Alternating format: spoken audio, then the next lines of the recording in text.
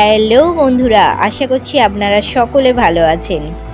আজ দুটো মকটেল বানাবো, যেগুলো দেখলেন।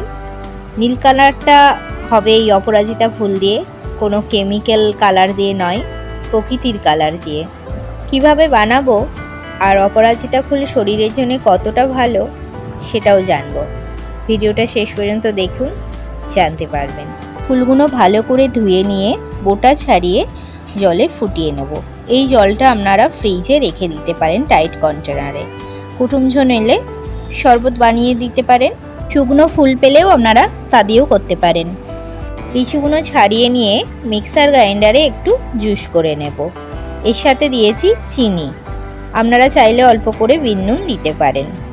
এবার গ্লাসটাতে লিচু দিলাম, তারপরে পুদিনা পাতা আর লেবু দিয়ে হালকা চিপে নেওয়ার পর জুসটা দিয়ে দেবো, লিচু জুসটা। এই লিচু জুস দিয়েও শুধু বাড়াতে পারেন, এছাড়াও আপনারা দিতে পারেন স্প্রাইট। এখানে আমি একটু স্প্রাইট দিয়ে দেখাচ্ছি।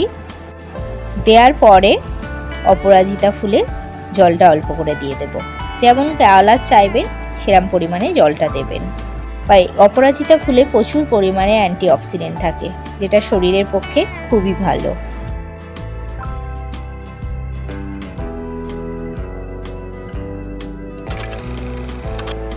একটা মকটেল হয়ে গেল। মকটেল বা আমাদের বাঙালির শরবত বলতে পারেন।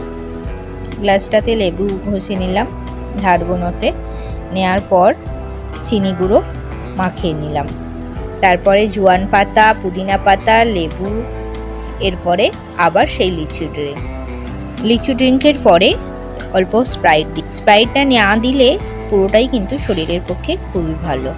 সকালবেলা আপনারা খালি পেটে ডিটক্স ড্রিঙ্ক হিসাবে খেতে পারেন অপরাজিতা ফুলের, আবার চা করেও খেতে পারেন, যেটা ডায়েটের ক্ষেত্রেও খুবই ভালো, বা চুল, স্কিন সবই ভালো রাখতে সাহায্য করে।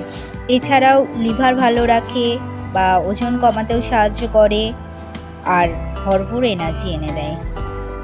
অপরাজিতার ফুলের পোলাও করেও দেখিয়েছি, যেটা আমার চ্যানেলে পেয়ে যাবেন।